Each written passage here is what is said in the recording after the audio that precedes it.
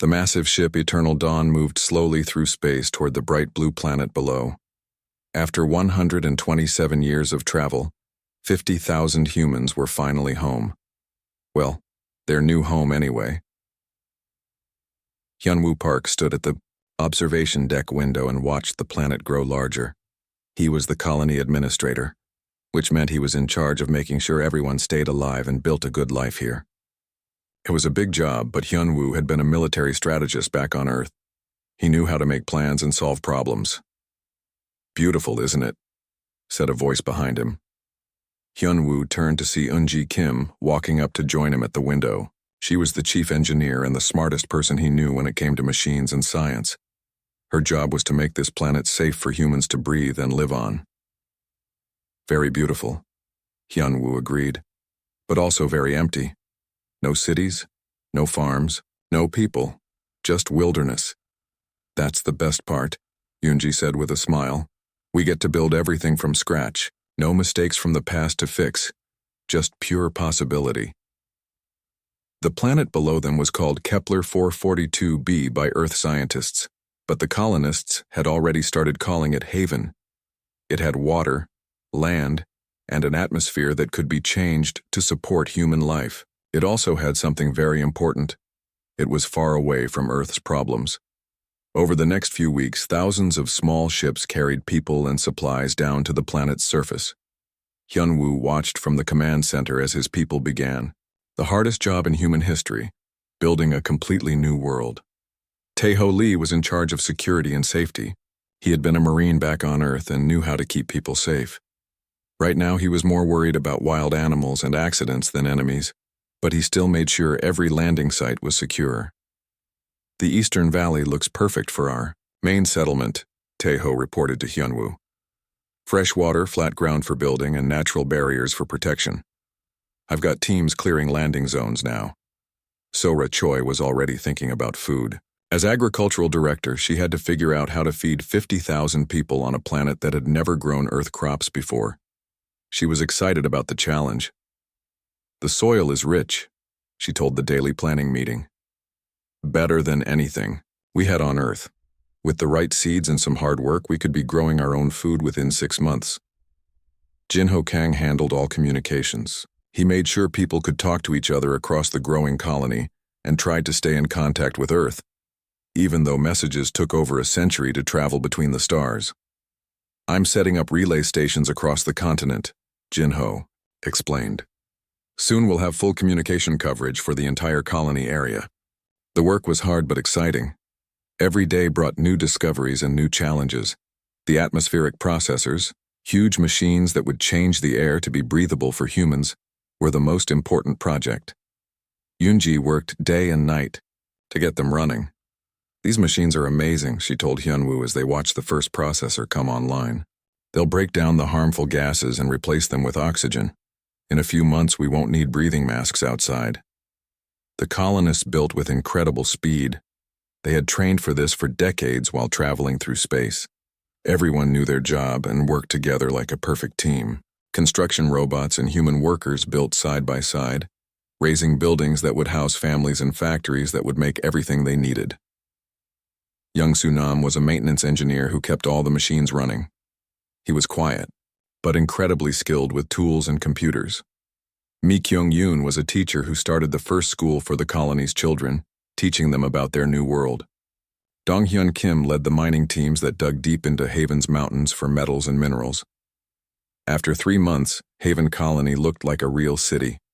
White buildings stretched across the valley, connected by roads and surrounded by green fields where Sora's team was growing earth crops.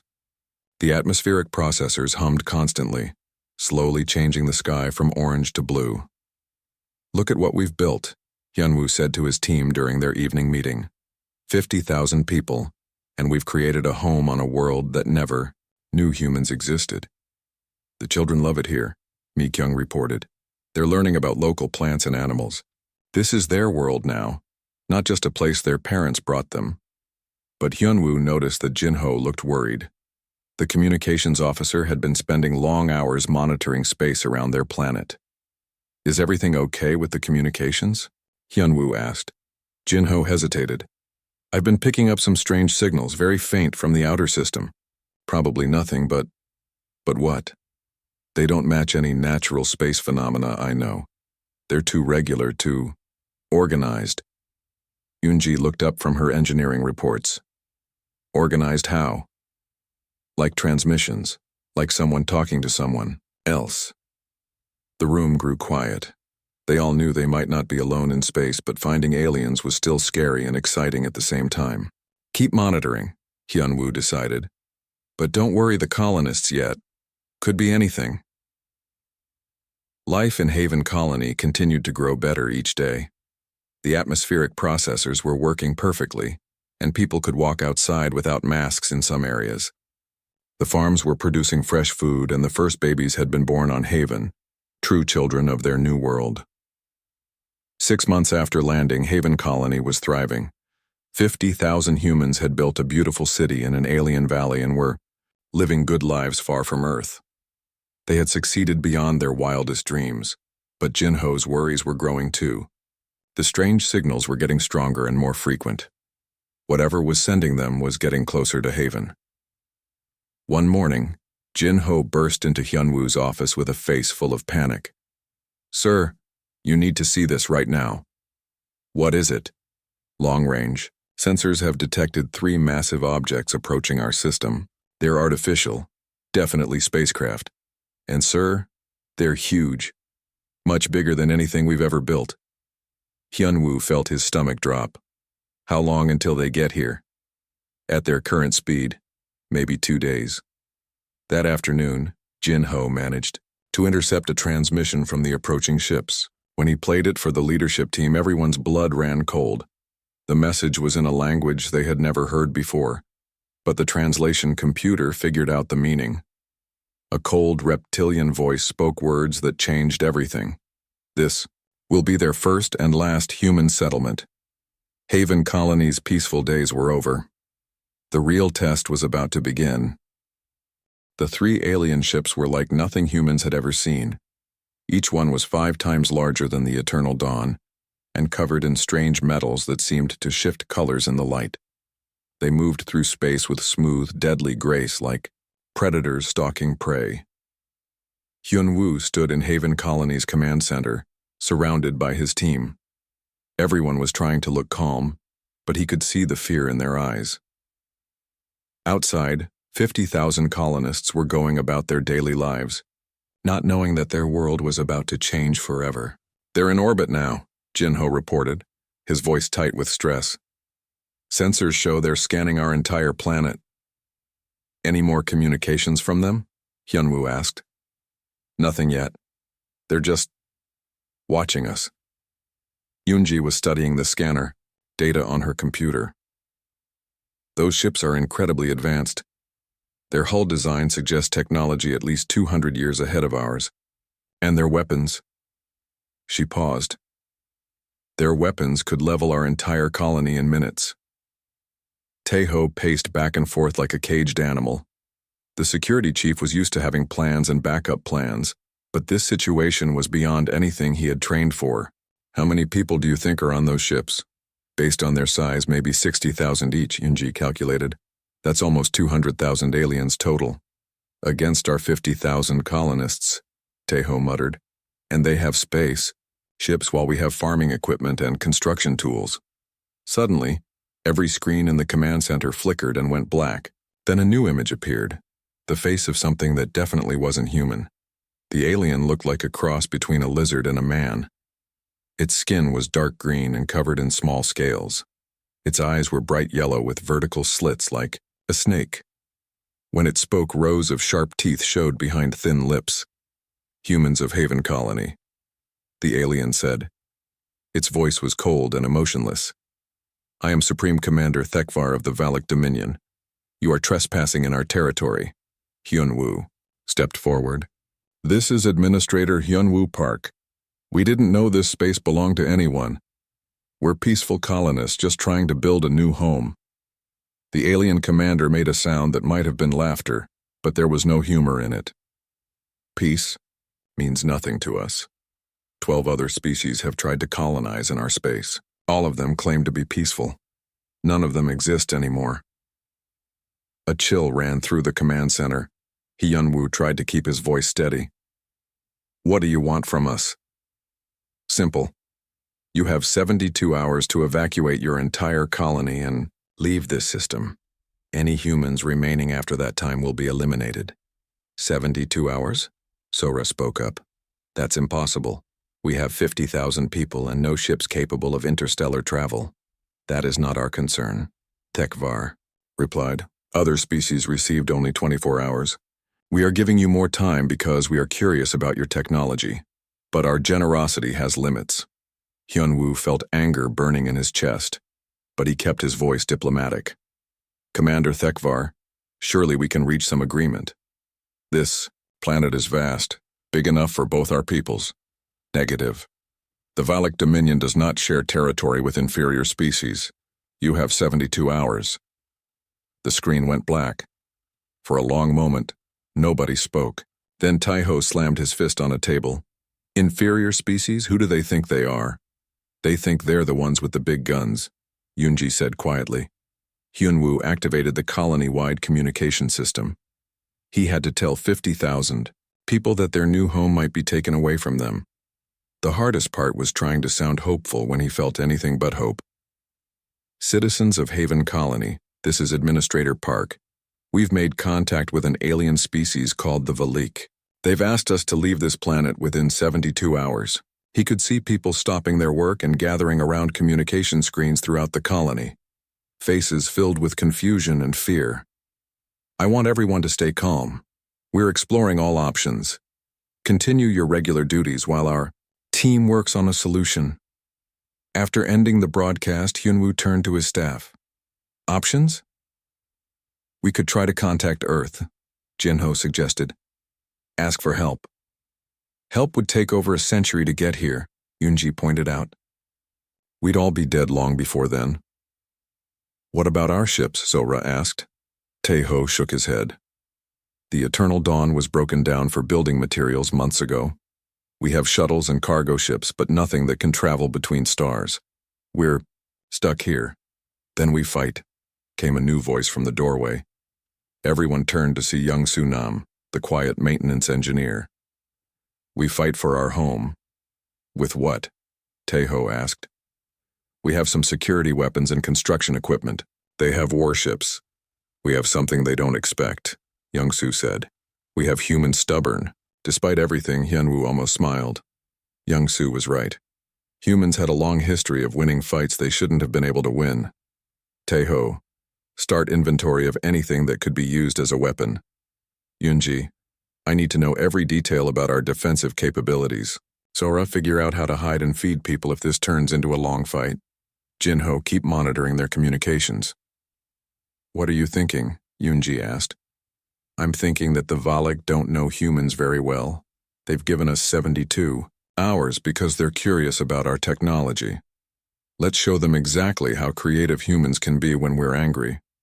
Over the next day, word spread through the colony about what was happening.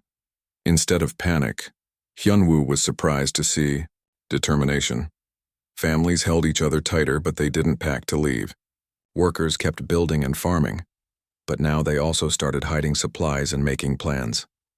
Mikyung gathered the teachers and started moving the children to the safest buildings in the colony.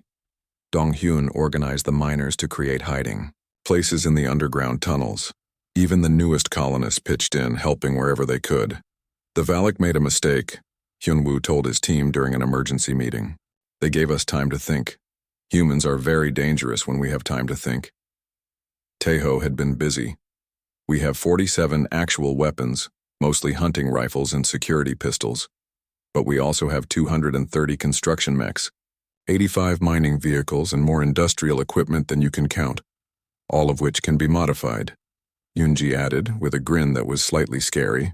Give me some time and I can turn those construction mechs into walking tanks. The atmospheric processors can be repurposed too, Youngsu suggested.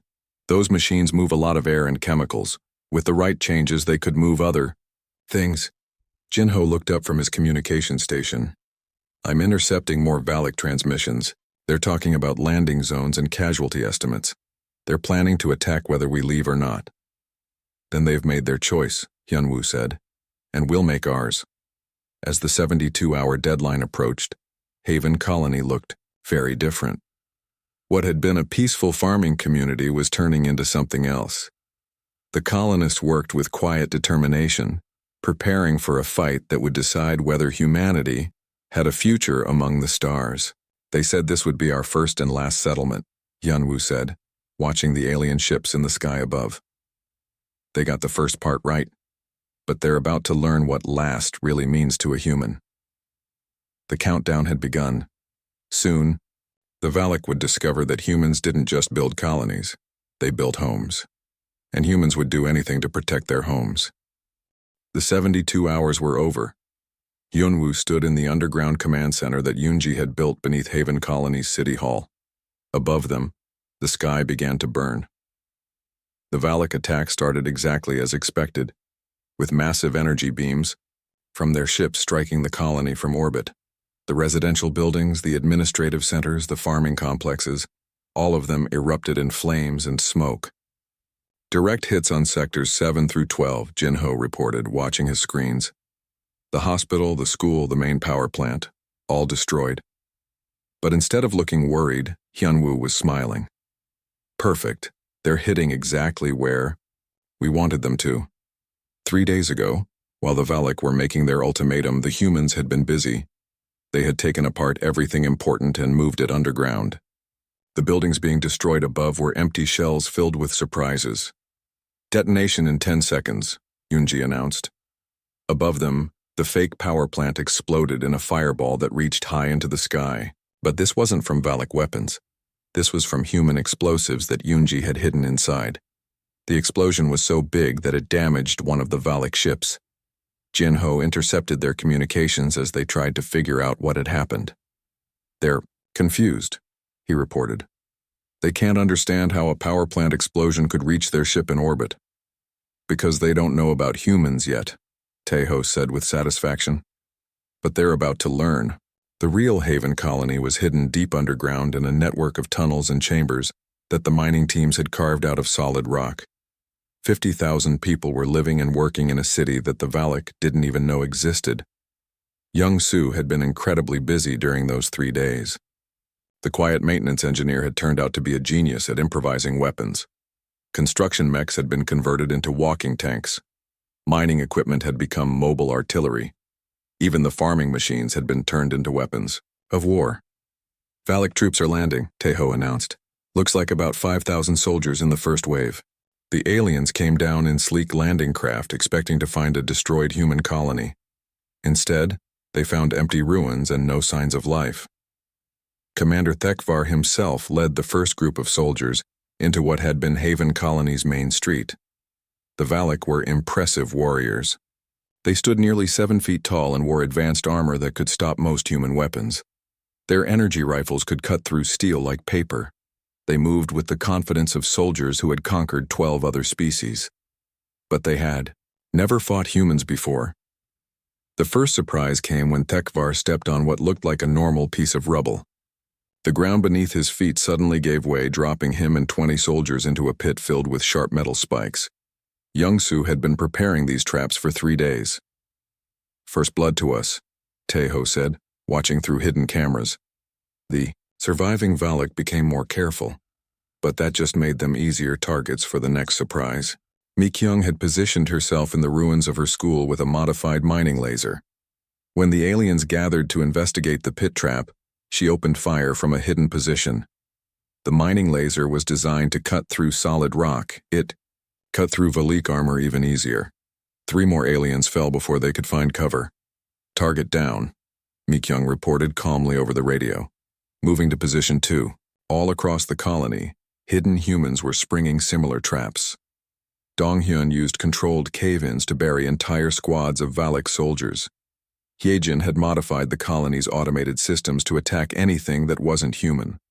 Even Sora got into the fight, using agricultural sprayers to cover Valak positions with chemicals that burned their skin and damaged their equipment. The Valak had expected easy victory over primitive humans. Instead, they found themselves fighting against an entire city that had been turned into a weapon. Casualties are mounting, Jinho reported. I'm intercepting Valak communications. They're requesting reinforcements. Already? Yunji laughed. They just got here. Commander Thekvar was having the worst day of his military career. His soldiers were being picked off by invisible enemies using weapons that shouldn't exist. Every building was a potential trap. Every piece of debris might hide an explosive. Worse, his troops couldn't find the main human population. Sensors showed life signs all around them, but they couldn't pinpoint where the humans were actually hiding. Sir, we need heavy support, one of his officers reported.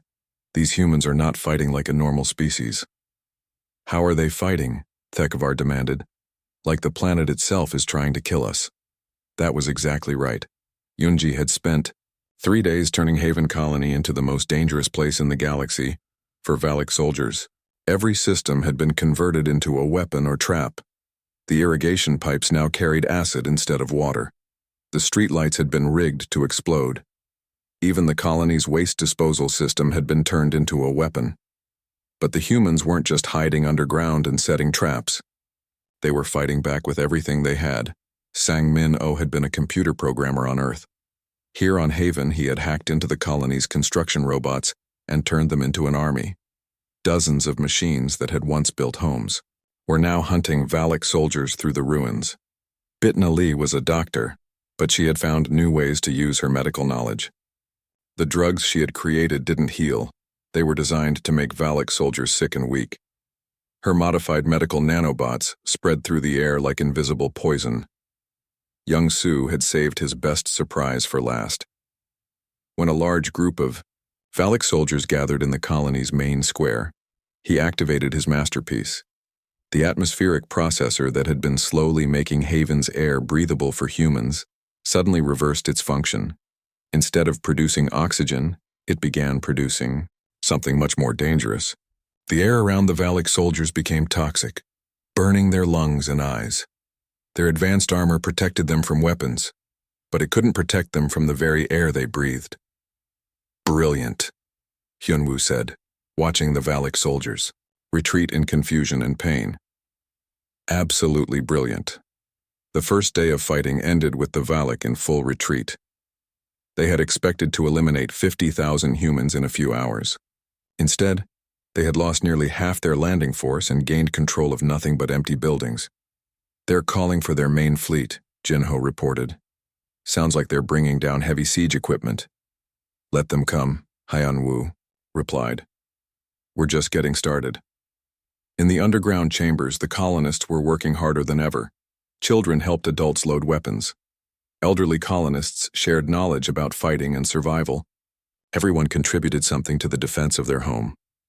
The Valak think they know how to fight, Taeho said during the evening briefing. They've conquered 12 other species, so they think they understand war, but they've never fought. A species that turns everything, even the ground they walk on, into a weapon. Tomorrow will be harder, Hyunwoo warned. They'll bring bigger guns and more soldiers. Good, Yunji replied. I have bigger surprises waiting for them. Outside, the Valak ships gathered in orbit, preparing for a much larger assault. Commander Wa. Thekvar was angry and embarrassed, but also worried. In all his years of conquest, he had never seen anything like these humans. They fight like demons, one of his officers reported. Nothing we learned about warfare applies to them. Then we'll learn new ways, Thekvar declared. Tomorrow we bring everything. These humans want a war? We'll give them a war they'll never forget. But down in the tunnels beneath Haven Colony, 50,000 humans were preparing to show the Valak something they had never seen before. What happened when you threatened a human's home? The siege was just beginning, but already the galaxy was about to learn a new lesson. Never underestimate the species that conquered its own planet by refusing to give up. Commander Thekvar was done being careful. The second day of fighting began with everything the Valak had: massive energy cannons, armored vehicles, and 50,000 soldiers instead of 5,000. They're not playing around anymore, Taeho observed, watching the invasion force land from his hidden position. The Valak had brought tanks the size of buildings and weapons that could level mountains. Good, Hyunwoo replied. Neither are we. The humans had spent the night preparing for this moment. While the Valak were regrouping and planning their massive assault, the colonists had been busy with something the aliens couldn't imagine. They were finishing the trap that Haven Colony had always been meant to be. Yunji stood at the main control panel in the deepest part of the underground complex. Around her, screens showed every system in the colony, from the atmospheric processors to the water treatment plants to the power grid. But these weren't normal colony systems anymore. They were parts of the largest weapon ever built by human hands. "All systems are ready," she reported to Hyun Woo. 3 days of work, and we've turned an entire planet into a death trap. The Valak advanced into the colony ruins with overwhelming force. Their tanks crushed everything in their path. Their soldiers spread out in perfect formations. Their heavy weapons were ready to destroy any resistance. But as they moved deeper into the colony, something strange began to happen. The air itself started to change. Sora had been working with Yunji to modify every plant in the colony's agricultural areas. The crops that had once fed humans were now producing something very different. A gas that was harmless to humans but deadly to Valak physiology. Enemy forces are reporting breathing difficulties. Jinho intercepted from Valak communications. Their officers are ordering all troops to sealed atmosphere mode. "Perfect," Sora said with a smile that would have scared the Valak if they could see it. "Let them seal themselves in their armor. That just makes the next part easier."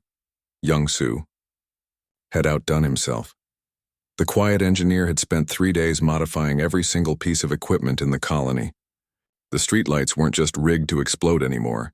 They were connected to a network that could track and target any Valak soldier automatically.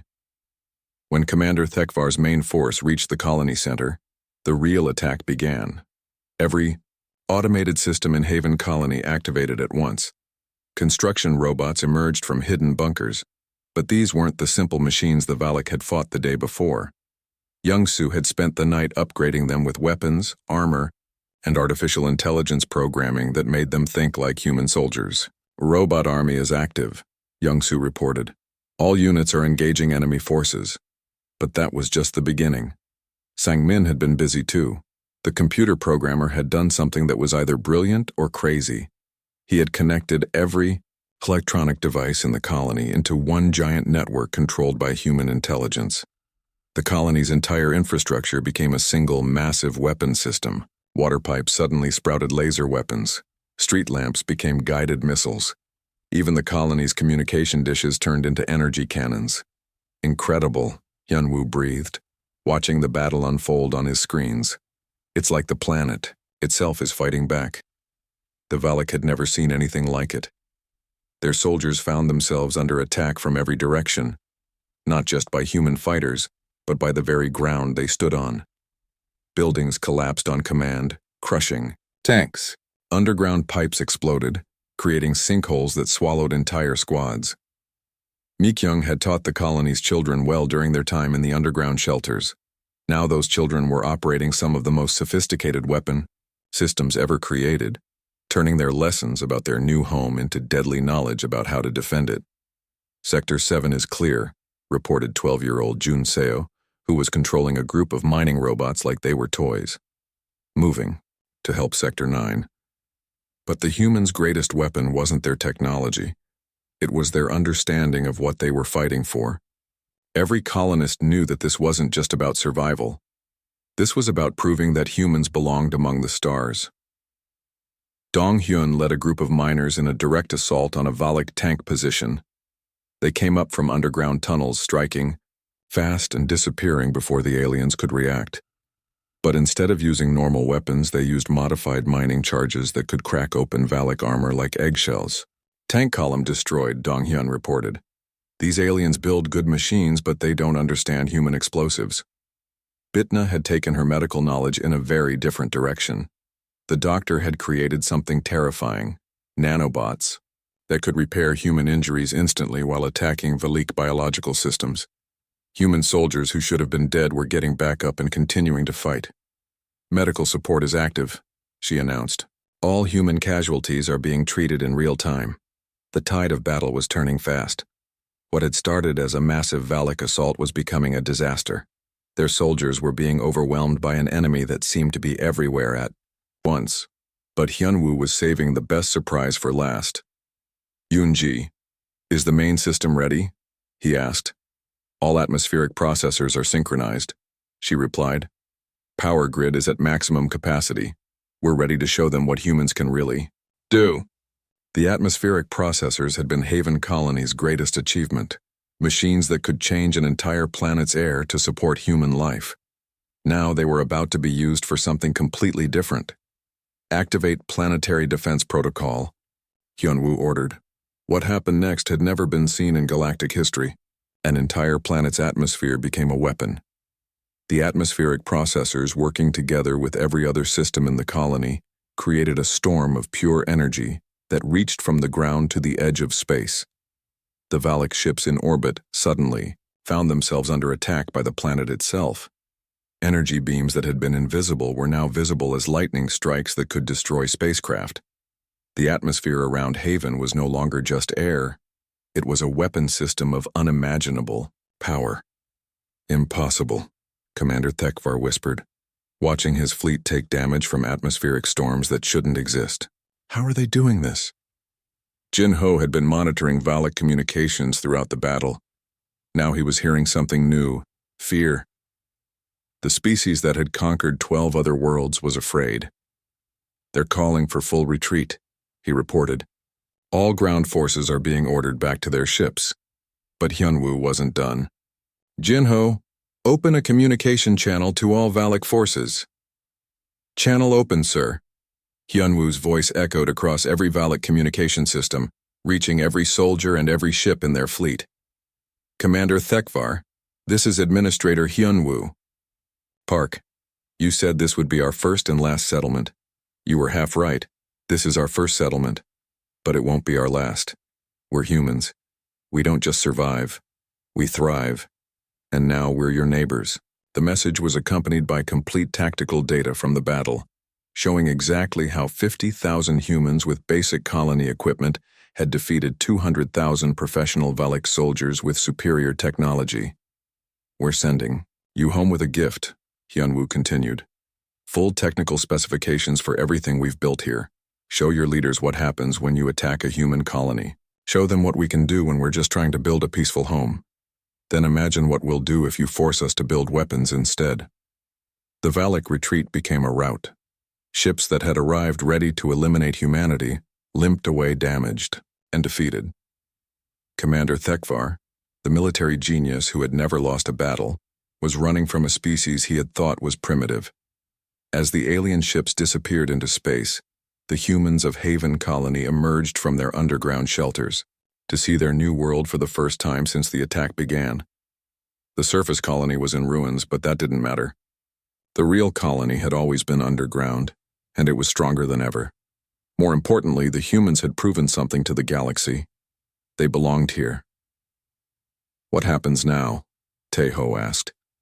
Hyunwoo looked up at the sky, where alien ships were fleeing in defeat. Now we rebuild, better and stronger than before, and we send a message to Earth. Tell them to hurry up and send more colonists. We've got a galaxy to explore. 3 months after the Battle of Haven Colony, the galaxy was a very different place.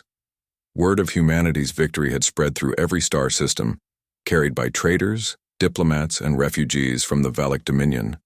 Hyunwoo stood on the observation deck of what had once been Commander Thekvar's flagship. The Valak ship was now the headquarters of the Human Colonial Alliance, and the view from its bridge showed a sight that would have been impossible to imagine a year ago. Haven had grown. What had started as 50,000 colonists hiding underground was now a thriving world of nearly 2 million beings, and most of them weren't human. The Freedom's Dawn is requesting permission to land, Jin-Ho reported from the communication station. That's another transport full of Makari refugees. The Makari had been the first species to ask for human protection. They were small, peaceful traders who had been terrorized by the Valak for decades. When they heard that humans had defeated the Dominion's military, they had begged to settle on Haven. Permission granted, Hyunwoo replied. Direct them to Landing Pad 7. Sora's team has housing ready for another 1,000 refugees. Sora had become much more than Haven's agricultural director. She was now responsible for feeding and housing dozens of different species, each with their own needs and dietary requirements. It was challenging work, but she loved it. The Zephyrians are adapting well to the eastern continent, she reported during the daily briefing. Their crystal-based technology is actually helping us improve our own systems. The Zephyrians were living crystal beings who had fled Valak slavery. In exchange for protection, they were sharing technology that made human computers faster and more efficient than anything the galaxy had ever seen. But the most important changes were happening in space around Haven. Yunji had been busy with her greatest project yet, building a fleet of human warships using captured Valak technology and improvements from their new alien allies. The Earth's Promise completed her shakedown cruise yesterday, she reported. All systems are working perfectly. She's twice as fast as any Valak ship and 3 times as heavily armed. How many ships do we have now? Hyunwoo asked. 12. Completed with 8 more under construction. Each one is crewed by humans and our allies working together. Taeho was no longer just the security chief of a small colony. He was now admiral of the Human Colonial Defense Force, commanding fleets that protected 17 different species from Valak aggression. Intelligence reports show the Valak are massing forces near the Rigel system, he announced. Looks like they're planning another attack on the Centauri refugees. Then we'll be ready for them, Hyunwoo decided. How long until the New Horizon battle group can reach Rigel? 6 days at maximum speed. Send them. And Taeho, make sure Commander Thekvar gets a personal invitation to surrender before the shooting starts. Commander Thekvar was no longer the proud military leader he had once been. The defeat at Haven had cost him his command, his reputation, and most of his fleet. But more importantly, it had shown the entire galaxy that the Valak could be beaten. Species that had lived in fear for centuries were now fighting back. The Dominion was facing rebellions on dozens of worlds, and more importantly, they were losing those fights. Human military advisors and weapons were helping former slaves become free peoples. Youngsu had become something of a legend throughout the galaxy. The quiet engineer who had turned a farming colony into an impregnable fortress was now traveling from world to world, teaching other species how to defend themselves with human ingenuity. The Altarians have successfully defended their homeworld, he reported via long-range communication. The modifications we made to their mining equipment worked perfectly. 3 Valik battlecruisers destroyed, no Altarian casualties. Mi Kyung was running the largest school in galactic history.